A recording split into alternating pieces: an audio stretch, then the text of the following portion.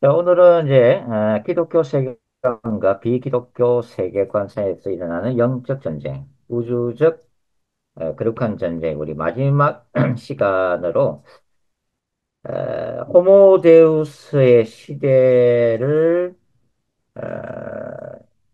어, 찾아가는 그런 시대를 구현하고자 하는 인간이 신이 되는 시대, 인공지능을 통해서 신이 되는 시대를 찾아가는 이 인공지능 시대의 그 어, 기독교 세계관에서 어떻게 이해를 해야 될 것인가를 생각해보는 그런 시간을 갖도록 하겠습니다.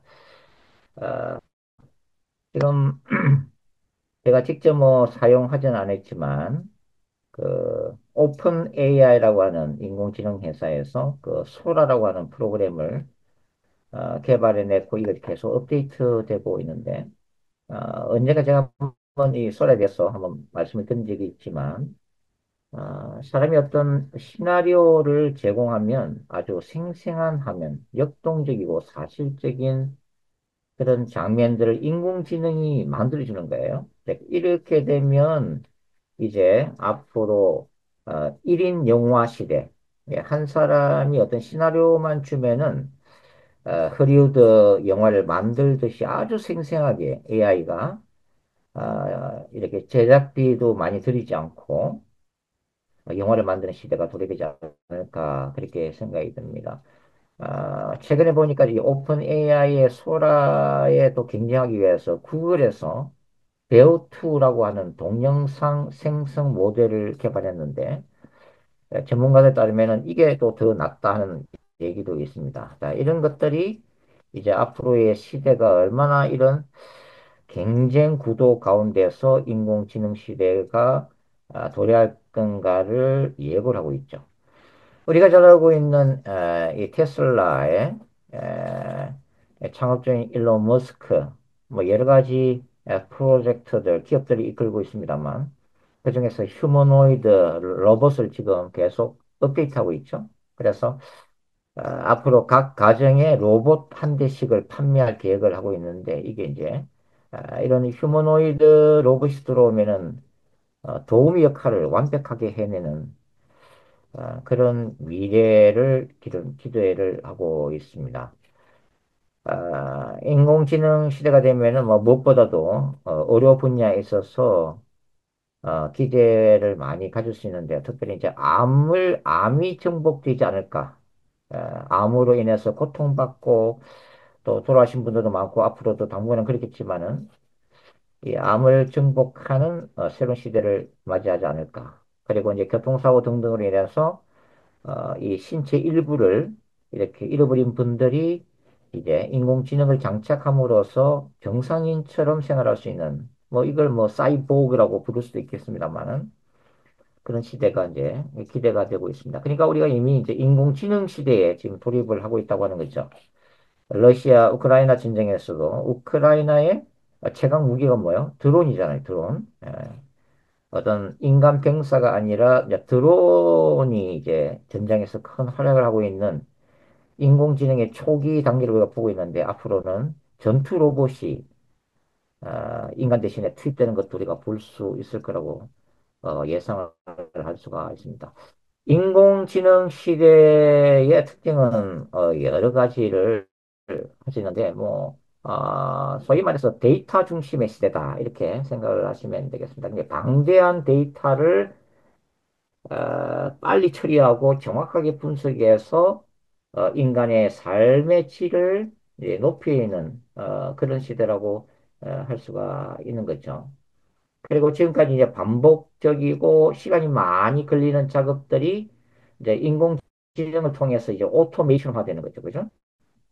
그래서 생산성을 높이고 인건비를 절감하고 이제는 이러한 인공지능이 해주는 그러한 어떤 시간이나 에너지를 좀 더 창조적인 작업에 인간이 투자할 수 있는 그런 기회를 주는 시대다. 물론 이런 인공지능이 점점 개발되고 오토메이션화되면 수백만 개의 직업들이 없어질 그런 것들 우리가 예상을 하고 있습니다. 어, 인공지능 시대. 인공지능이라고 하는 것은 결국은 그 인간의 그 뇌가 작동하는 그 시스템과 그 원리를 과학적으로 분석하고 그것을 이제 거꾸로 인공지능한테 적용해서 이제 만든 것이죠. 그래서 어떤 방대한 빅데이터를 단순히 인공지능 속에 집어넣는 작업이 아니라 인공지능 스스로가 어떻게 해요?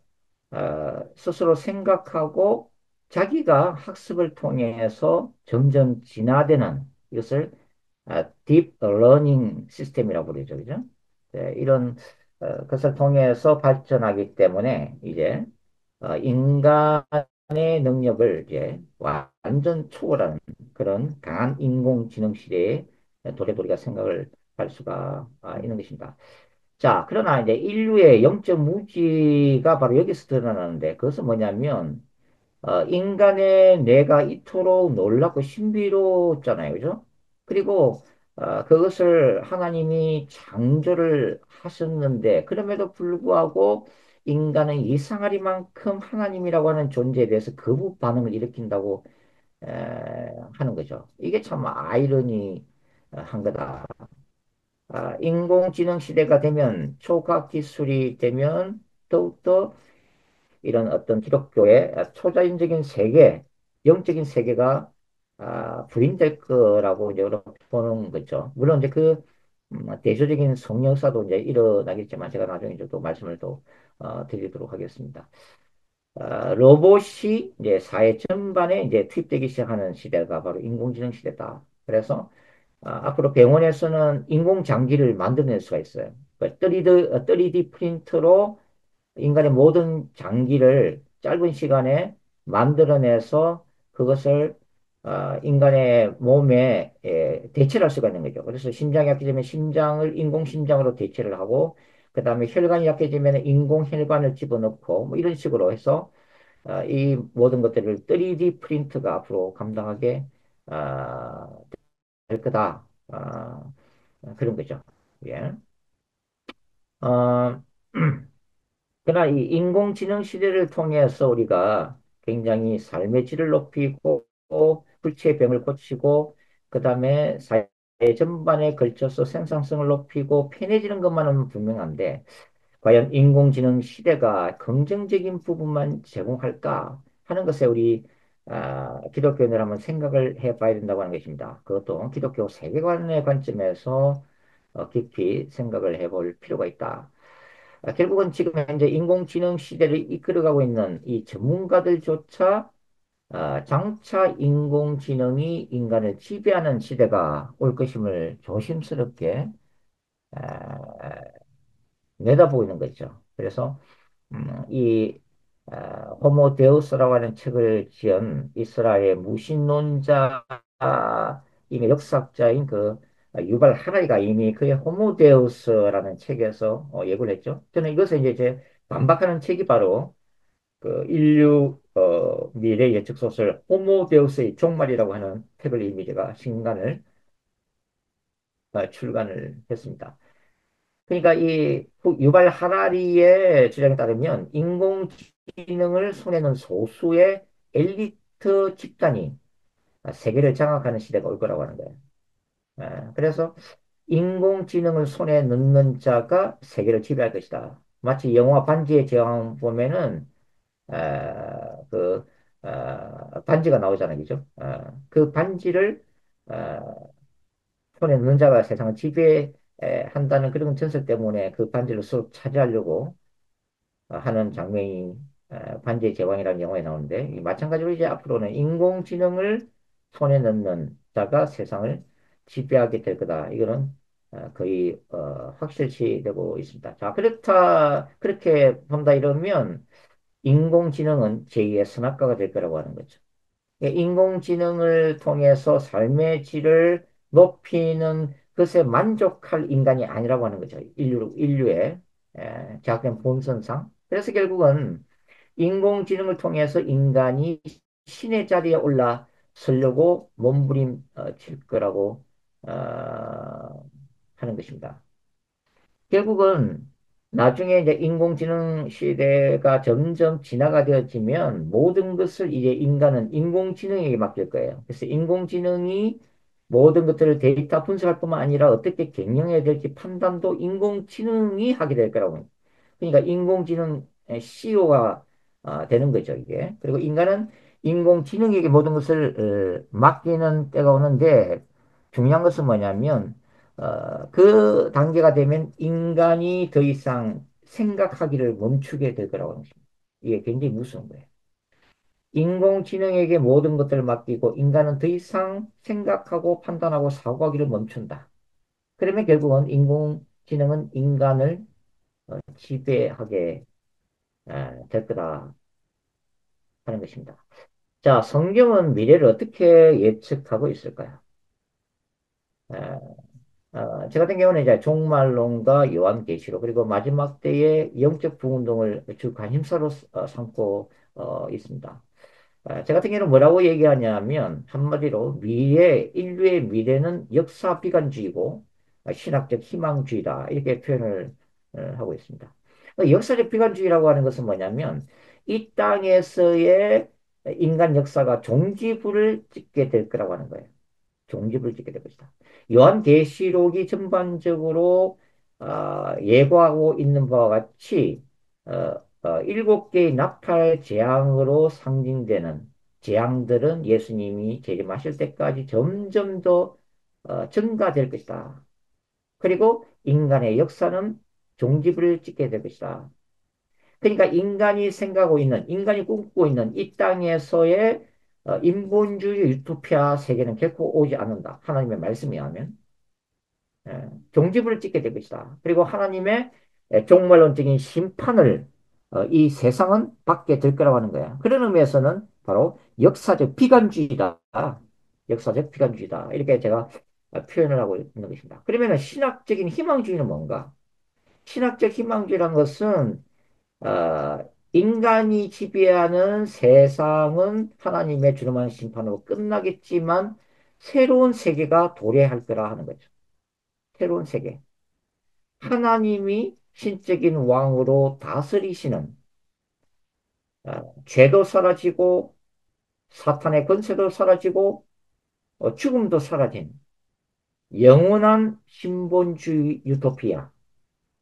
사실 이 땅에서 많은 인간들이 꿈꾸고 있는 이 땅에서 유토피아가 아니라 하늘로부터 내려오는 신적인 유토피아. 그것이 바로 뭐죠? 예수님의 재림 사건을 통한 새하늘과 새 땅인 것입니다. 뉴 제루살렘. 그런 의미에서 크리스천들은 궁극적인 희망은 이 땅이 아니다. 크리스천들의 궁극적인 희망은 하늘에 있다. 도래하는 새하늘과 새 땅, 영원한 하나님 나라의 완성, 그리고 영원한 천국에 크리스천들의 궁극적인 소망과 희망이 있다는 의미에서 바로 신학적 희망주의라고 저는 표현을 합니다. 자, 유발 하라리와 같은 일이 미래학자들이 바라보는 세계관을 우리는 무신론적 세계관, 또 유물론적 세계관이라고 부르죠. 이것은 기독교 세계관과 대조를 이루고 있습니다. 자, 기독교 세계관에는 중요한 세 가지의 요소가 있습니다. 첫 번째가 뭐냐면 이 인간 역사를 움직이시는 하나님의 섭리가 있어요. 두 번째는 죄악된 본성을 가지고 있는 인간이 있습니다. 그리고 세 번째는 악의 역사라고 불리우는 사탄의 활동이 있다고 하는 거예요. 그래서 인간 역사는 이 세 가지 요소들이 얽히고 설키면서 지금 진행되고 있다고 하는 겁니다. 하나님의 섭리, 그 다음에 죄악된 본성을 가진 인간, 그 다음에 그 배후에서 역사하는 사탄의 활동에 의해서 눈에 보이는 정치, 경제, 사회, 문화 모든 인류의 역사가 진행되고 있다고 하는 거죠. 우리는 인간만이 정치, 경제, 사회, 문화 모든 전반을 이끄는 것 같지만 아니다 하는 것입니다. 어, 이런 인간 역사는 우리가 이미 공부를 했습니다만은 요한계시록 4장과 5장에 나오는 일곱 봉인을 떼시는 우주적 왕이신 유다 지파 사자, 죽임당하신 어린 양, 예수님의 손에 의해서 계획되고 움직이고 그 다음에 결정이 나게 될 거라고 하는 거죠.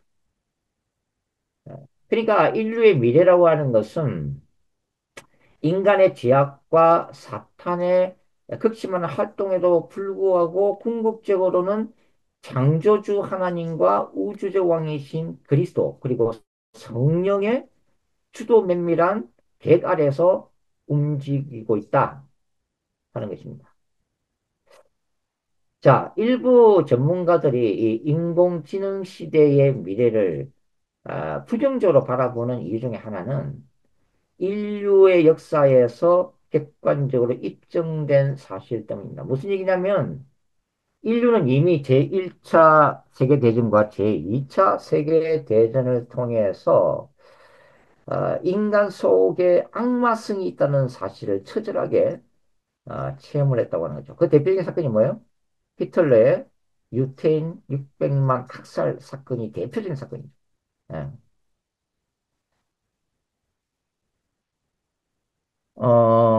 악의 평범성이라고 하는 용어를 만들어낸 여성 철학자가 한나 아렌트라고 하는 여성입니다. 근데 이 악의 평범성, 이 악의 평범성이라고 하는 단어가 왜 나냐면 바로 유태인 600만 명을 학살하는 이 비극적인 역사를 총지휘했던 나치 전범 아돌프 아이히만의 재판 과정을 통해서 그리고 이 아돌프 아이히만을 지켜보면서 만들어낸 용어예요. 세상 사람들은 이 아돌프 아이히만이 체포되었을 때 그는 악마 같은 모습을 하고 있는 걸로 생각했어요. 그런데 이스라엘에서 재판받았던 이 아돌프 아이히만의 전 재판 과정은 뭘 보여주냐면 너무나 평범한 한 인간의 예, 악마라고 생각에는 너무나도 믿기지 않는 너무나도 평범한 한 노인을 전 인류는 목격을 했다고 하는 거죠. 자, 아돌프 아이히만은 법정에서 이렇게 얘기했습니다. 나는 한 사람의 공무원으로서 국가의 명령에 순종했을 뿐이다. 나는 한 사람의 공무원으로서 이 국가라는 것은 나치를 얘기하는 거예요. 히틀러라고 얘기하는 거죠. 이 국가의 명령에 순종했을 뿐이다라고 담담하게 얘기를 했습니다. 그래서 한나 아렌트는 뭐라고 악을 묘사했냐면 악이라고 하는 것은 타인의 현실에 대해 아무런 생각도 하지 않은 채 특히 이제 타인의 어떤 비극적인 현실을 얘기하는 거죠. 아무런 생각도 하지 않은 채 거저 시키는 대로 행동할 때 나타난다. 이렇게 얘기를 했습니다. 범죄 심리학에서는 떤 용어들이 있냐면 사이코패스, 소시오패스라는 단어를 사용하죠. 연쇄살인범들 같은 경우는 이 사이코패스라고 얘기하죠. 그러나 연쇄살인을 뭐 그런 어떤 극악한 범죄를 저지르지는 않았지만 반사회적인 성향을 가진 사람들을 소시오패스라고 합니다. 자, 이 사이코패스나 소시오패스들의 공통점은 뭐냐면은 공감 능력이 떨어진다는 거예요. 이게 타인의 아픔에 대해서 공감하지 못한다고 하는 거예요. 타인의 고통에 대해서 전혀 그걸 공감하지를 못해요. 이게 무서운 거죠, 이게. 자, 성경은 뭐라고 얘기하고 있어요? 바울은 로마서에서 우는 자들과 함께 울고 웃는 자들과 함께 웃어라. 그죠? 예수님조차도 나자로의 무덤 앞에서 예수님이 잠시에 나자로야 나오너라. 예? 다시 부활시키실 것임을 아시면서 예수님 어떤 반응을 보였어요? 가장 성경에서 짧은 구절. Jesus wept. 예수께서 우셨다. 아니, 곧 있으면은 나사로가 살아서 나오는데 왜 예수님이 우셨어요? 무덤 앞에서?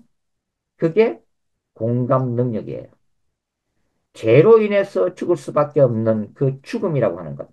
그리고 사랑하는 사람을 먼저 떠나 보냄으로 해서 뺏게 될 가족들과 친척들의 그 고통에 공감하시는 하나님의 컴패션이에요. 컴패션. Jesus wept.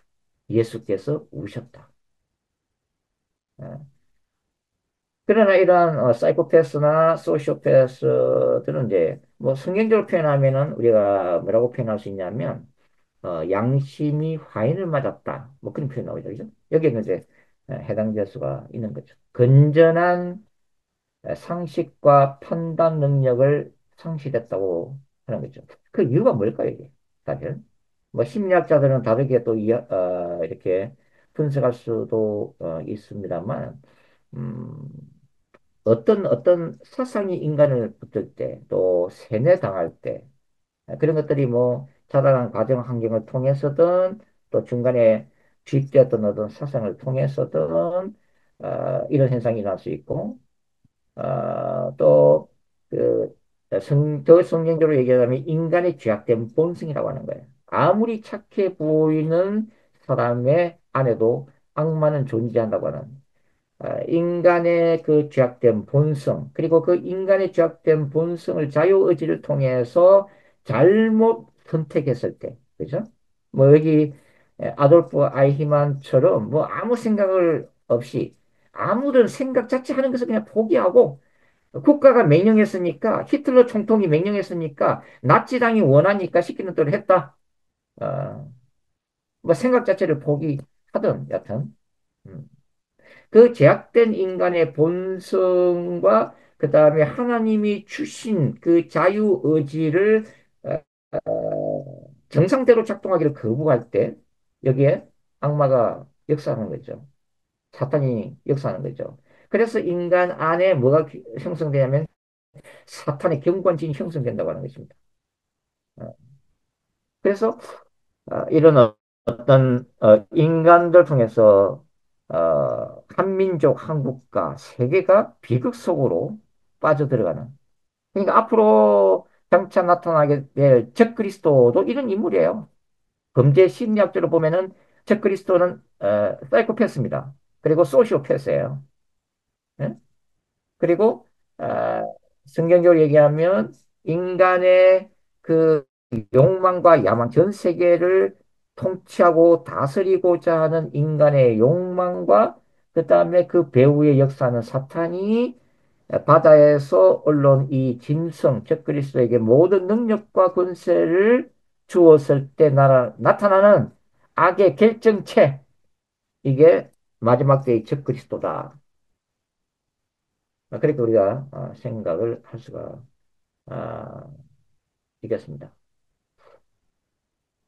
자, 그래서 인류의 미래, 인공지능을 사용한 인류의 미래는 너무나도 좋은 긍정적인 이런 어, 결과물도 더 많이 창출하겠지만, 그러나 궁극적으로는 인류를 비극으로 이끌어 갈 것이다 하는 것이 사실 이 성경과 기독교 세계관의 관점에서 내린 결론이라고 저는 말씀을 드리고 싶습니다. 여기 제가 저술한 이 호모데우스의 종말, 이 미래 예측 소설에서 이런 것들을 아주 자세하게 저는 서술을 했습니다. 자, 결국은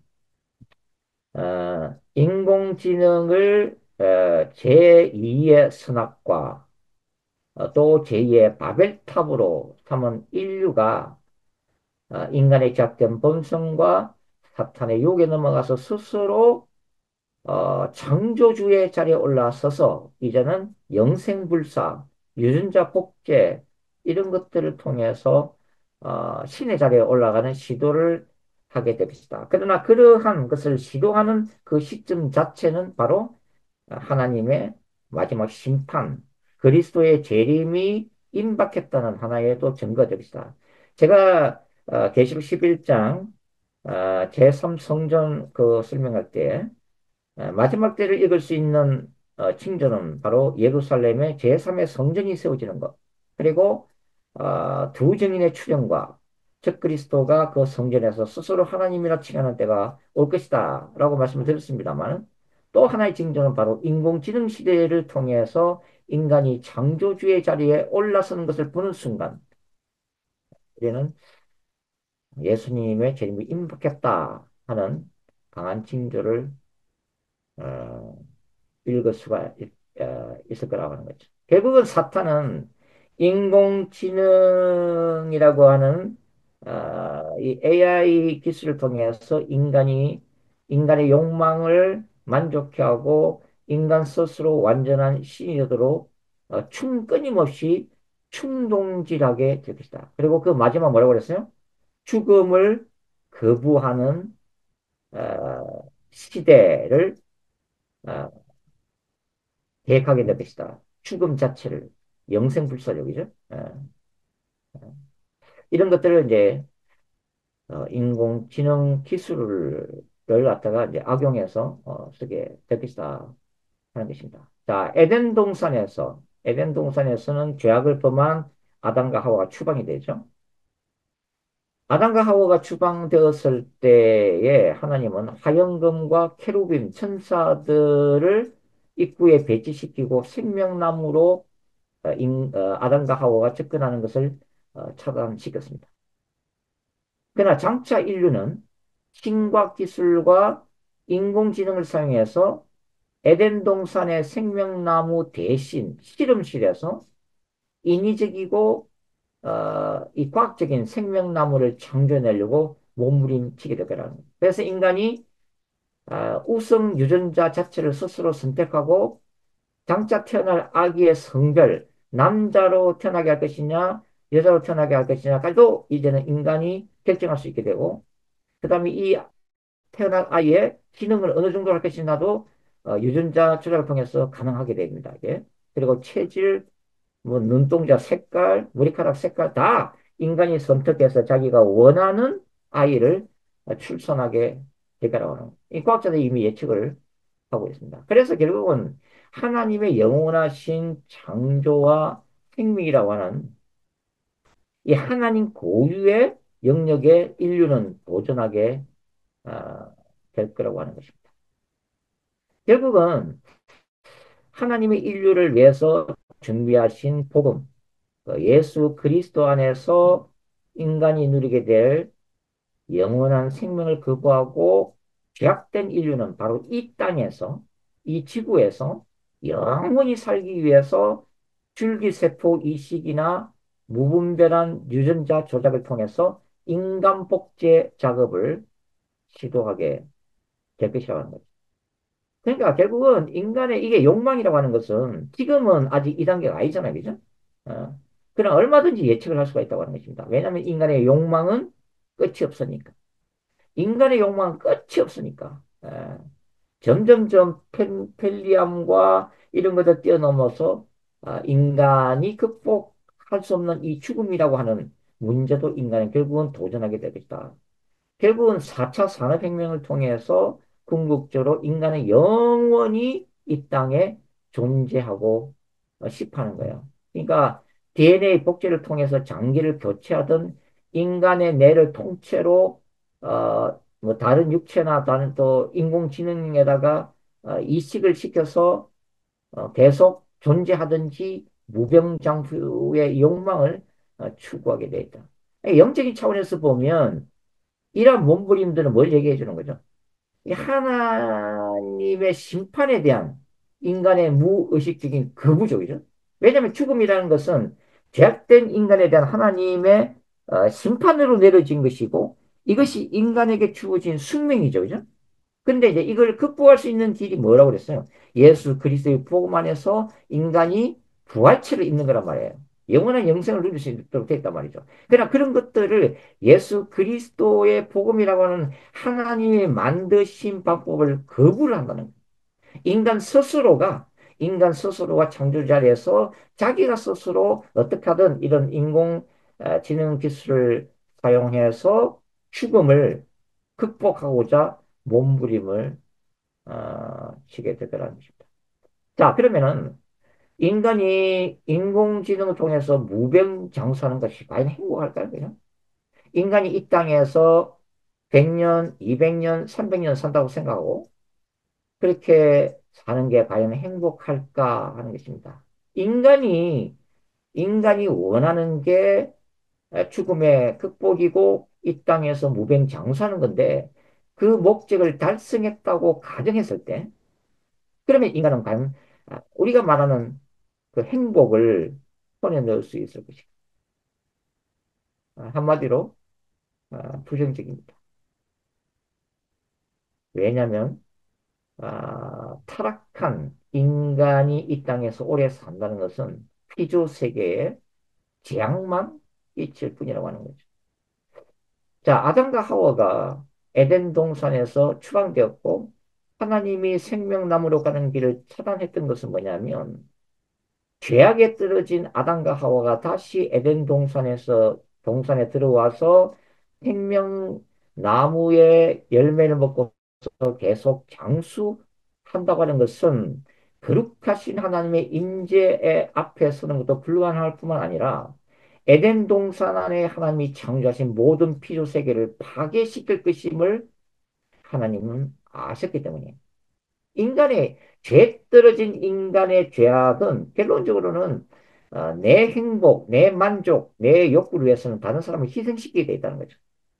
모든 피조 세계를 파괴시키면서까지도 내가 왕노릇해야 되고 내가 행복을 누려야 되고 그게 인간의 죄악된 본성이기 때문에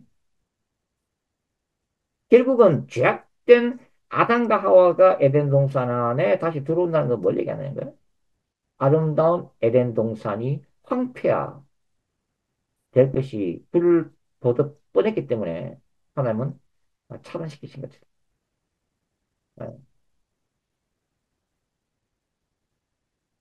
인간의 죄악된 본성과 있는 사탄의 역사로 고통과 비극은 인공지능 시대도 계속될 것입니다. 그 끝은 인류의 파멸을 맞이하게 될 거라고 합니다. 그러니까 죽음이 없는 시대를 꿈꾸는 인간의 야망은 신이 없는 세계거든요. 신의 심판을 피하고자 하는 이 신바벨탑 시대의 도래에 있는 거예요. 곧 하나님을 대적하는 시대를 꿈꾸고 있는 것입니다. 제가 몇 번 말씀드렸습니다만은 동성애 관련해서도 동성애 운동은 뭐라고 그랬어요? 지옥의 문을 열어놨다고 그랬잖아요. 그죠? 이런 인간의 어떤 인권, 성소수자의 인권이라고 하는 이유로 동성애 운동이 합법화됐죠. 그렇다면 인간의 죄악된 것은 뭐냐면 소아성애. 나는 나 때부터 나는 어린아이와의 이런 성관계가 나는 이게 나의 성적인 취향이다. 나의 이런 개성과 큰 권리를 존중해 달라 하면은 그것을 합법해 줘야 돼? 예? 그건 아니라고 하는 거죠. 이게. 어. 결국은 이러한 인권이라는 이름으로 진행되는 동성애는 결국은 인간이 로봇을 만들고 섹스 로봇을 만들고 결국은 그 기계와 합법적인 부부로 인정해 달라고 하는 시도도 반드시 있게 될 겁니다. 앞으로 10년이나 15년 안에. 그리고 그것이 합법화되는 것도 보게 될 거라고 하는 거죠. 결국은 이러한 사탄의 목적은 뭐라고 그랬어요? 하나님의 형상으로 지음받은 인간을 파괴시키고 하나님의 영광을 이 땅에서 완전히 지워버리는 게 사탄의 전략이라고 하는 거죠. 자, 인간은 인공지능을 통해서 인간이 신이 되는 호모데우스. 호모가 인간이고 데우스가 신이라는 라틴어라고 말씀드렸잖아요. 그래서 호모데우스라는 것은 뭐냐면 인간이 호모가 데우스, 하나님의 자리에 올라서는 것. 바로 창세기 3장의 재현이라고 하는 거죠. 선악과를 통해서 내 눈이 밝아서 하나님과 같은 존재가 될 거라고 하는 이 사탄의 속삭임은 인공지능 시대에도 끊임없이 인류에게 속삭이게 될 거다. 인공지능을 통해서 넌 신이 될 수 있어.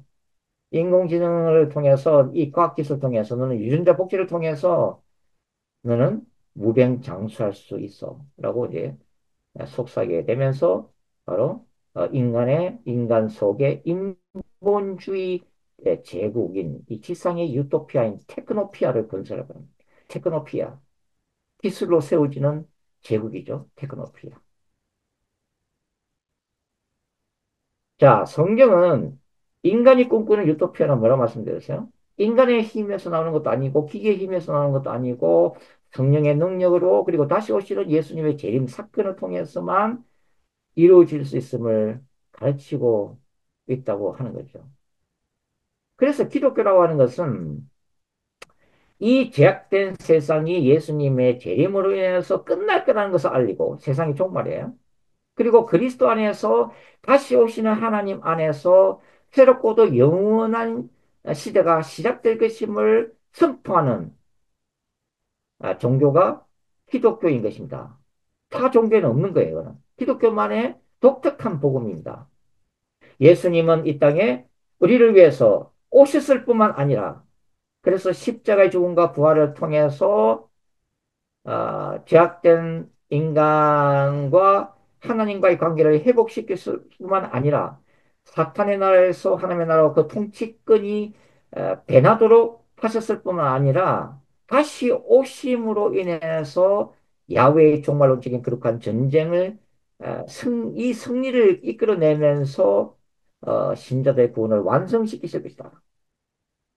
이게 기독교의 양대 기둥이란 말이죠. 예수님의 초림과 예수님의 재림이라고 하는 것에 이 진리 위에 세워지는 기독교의 닥트린, 교리, 진리로. 그러니까 사탄은 이 기독교의 세계관과 복음을 어떻게든 이 세상의 끝까지 거부하도록 역사할 거라고 하는 것입니다. 그러니까 사탄은 인간의 이성이 최고야.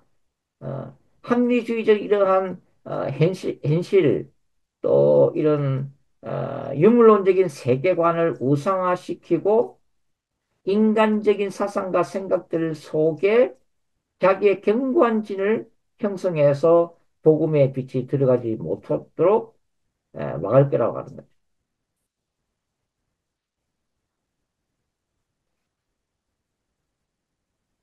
자, 이러한 인공지능 시대가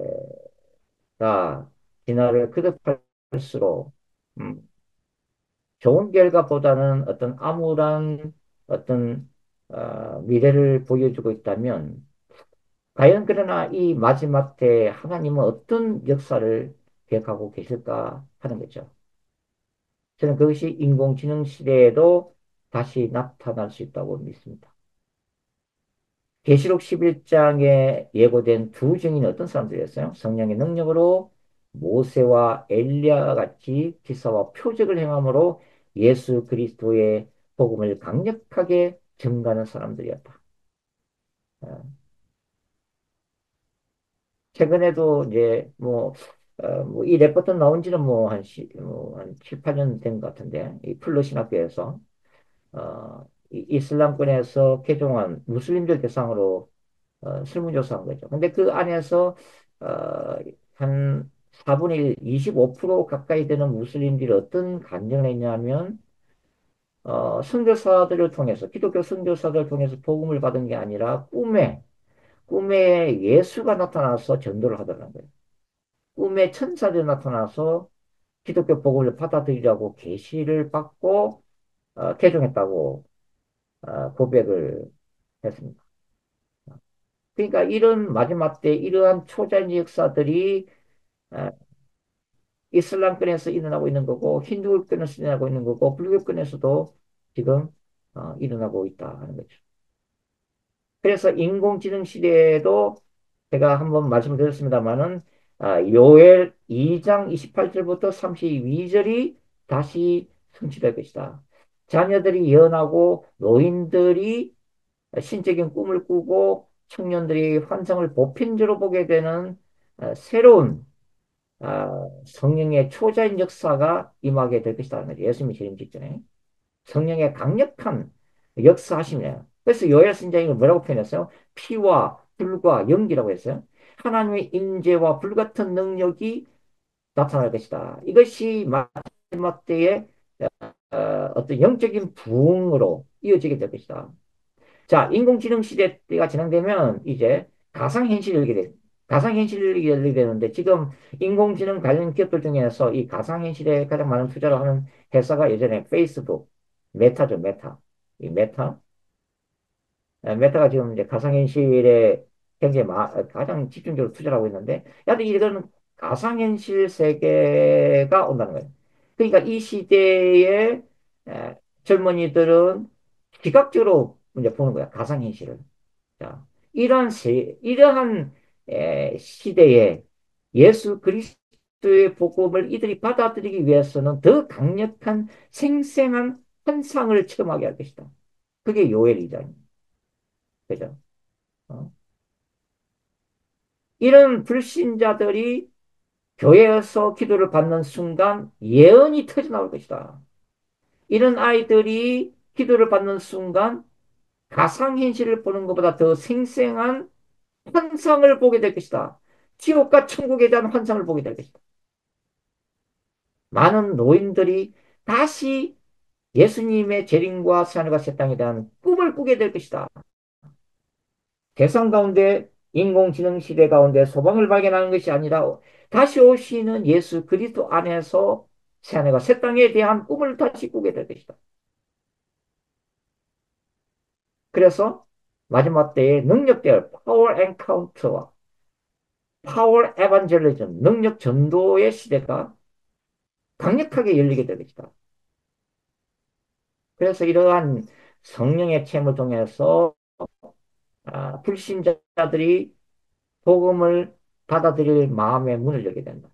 인공지능 시대에도 채울 수 없는 영혼의 갈급함들이 이러한 성령의 강력한 역사를 통해서 예수 안에서 진정한 가치를 수많은 불신자들이 발견하게 될 거라고 하는 거죠.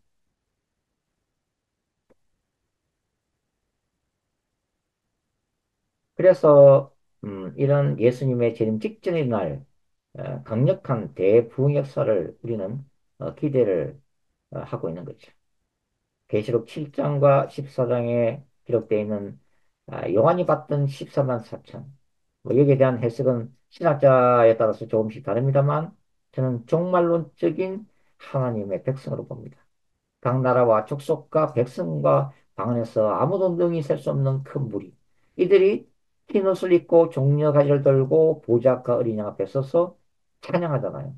구원하심이 보좌 앉으신 우리 하나님과 어린 양에게 있도다. 자, 인공지능 시대를 우리가 생각하면서 저와 여러분이 몇 가지 이렇게 기도 제목을 발견할 필요성이 있습니다. 지금 인공지능을 이끌고 있는 강력한 인공지능 팀들이 있습니다. 여러분들이 들어봤겠지만 오픈 AI라고 하는 강력한 팀이 있습니다. 오픈 AI. 그 다음에 이 구글에도 인공지능 팀이 있어요. 딥마인드라고 부르는 인공지능 개발팀이 있습니다. 이들이 지금 세상을 나가고 있는 거예요. 그 다음에 엔비디아 있습니다. 엔비디아. 엔비디아는 GPU, 인공지능에 들어가는 이 두뇌에 해당되는 칩을 개발하는 세계적인 반도체 회사입니다. 엔비디아. CEO가 젠슨 황이죠. 젠슨 황. 자, 이분들을 좀 기억해 주실 필요가 있어요. 그 다음에 아까 제가 말씀드린 페이스북, 회사명을 메타로 바꿨습니다만, 마크 zuckerberg, CEO가 마크 zuckerberg죠. 이런 인물들을 우리가 기억할 필요가 있습니다. 그리고 마이크로소프트사도 결코 무시할 수 없는 인공지능 관련 기업이라고 할 수가 있는 거죠. 그리고 이제 무엇보다도 우리가 제가 말씀드린 것은 일론 머스크입니다. 일론 머스크. 저와 여러분이 기도해야 될 사람 중에 하나가 바로 일론 머스크입니다. 일론 머스크. 자, 이 일론 머스크라는 인물이 왜 중요하냐면 이 인물이 인류의 미래를 바꾸어 놓을 그 중심에 서 있는 인물이 바로 일론 머스크이기 때문입니다. 자, 일론 머스크는 여러분들 아시다시피 지금 스페이스X, 그죠? 스페이스X 우주 항공 기업인 스페이스X를 설립했습니다. 그래서 장차 이 인류를 화성에다 이주시키겠다. 그런 자기 꿈을 지금 실현화하고 있는 거죠. 이 스페이스X 우주 항공 기업과 관련한 이 기업의 하나의 프로젝트가 스타링크 프로젝트입니다. 스타링크. 이 스타링크는 수천 개의 저궤도 인공 위성을 쏘아 올려서 초고속 인터넷을 가능하게 만드는 거예요. 이게 지금 뭐 이스라엘 하마스 전쟁 때도 이스라엘 굉장히 혜택을 많이 받고 러시아 우크라이나 전쟁 때도 우크라이나한테 이 인공지능을 통해서 러시아군이 어떻게 움직이는지 이 인공위성을 통해서 감지하고 그게 뭐 대대적으로 폭격하도록 하는 전쟁에서도 빼놓을 수 없는 게 바로 인공위성을 통한 초고속 인터넷이죠. 그러니까 이러한 저궤도 인공위성이 뭐 일론 머스크는 앞으로 이제 목표가 10,000개를 띄우겠다고 이제 얘기를 하고 있지만 이런 것들이 신화되면은 뭐 사막이든 아프리카 오지든 인터넷이 다 되는 거예요 이게. 예. 전화가 터지지 않는 곳이 이제 없어진다 이게. 어, 스페이스X 기업을 이끌고 그다음에 여러분이 잘 알고 있는 전기 자동차 테슬라 테슬라가 전기 자동차지만은 사실은 다른 기업도 마찬가지입니다만은 자율주행 운전자가 필요 없는 이런 자율주행 시대가 되면은 이 자동차 안에 내면이 다 스크린으로 변해요. 그래서 자동차 안에서 여러 가지 일들을 할 수가 있는 것입니다. 화상통화, 회의, 책 읽기, 레저 활동, 이걸 움직이는 자동차 안에서 이제 하는 시대가 오게 될 거라고 하는 거죠. 예? 그 다음에 이제 아, 로보택시, 자율주행화 택시 시대가 열리죠. 뭐 지금 당장은 아닙니다만 뭐 앞으로 한 10년 정도 되면 이제는 뭐 자가용 시대가 없어진다. 자가용 가지고 굳이 뭐 출퇴근할 필요가 없는 거죠. 이게 어, 자율주행 택시를 부르면은 그 택시가 와서 픽업해서 떠가지고 뭐, 뭐 1, 2분이면 오게끔 되니까 그런 시대가 올 것이다. 그 다음에 지금 일론 머스크가 이제 솔라시티라고 하는 기업도 있어요. 태양광 발전해서 하고 그 다음에 캡슐랭크의 고속열차 회사인 하이퍼루프도 일론 머스크 가지고 있고 그 다음에 이제 유럴링크가 있죠. 이 유럴링크도 눈여겨볼 회사인데 이게 중요한 게 인간의 두뇌에다가 칩을 심는 거죠, 지금. 그래서 지금도 이게 계속 개발되고 있는데 칩을 심으려고 하는 이유는 뭐냐면 일론 머스크가 앞으로 인공지능에서 인류가 지배를 당할 때 그러한 인공지능 시대에 인간이 이렇게 대항하려면은 이제는 인간의 뇌 속에다가 칩을 통해서 엄청난 정보를 단시간에 집어넣는 것이 필요하다는 취지에서 이걸 하고 있는 거예요. 그런데 이게 이제 늘 이제 문제되는 게 바로 계시록 13장에 이마나 손에 박는 666이라고 하는 짐승의 표와 관련이 되어 있을 가능성도 많습니다. 제가 13장 얘기할 때 다시 얘기하겠지만 짐승의 표 자체가 이러한 어떤 칩이 아니라고 말씀드렸죠.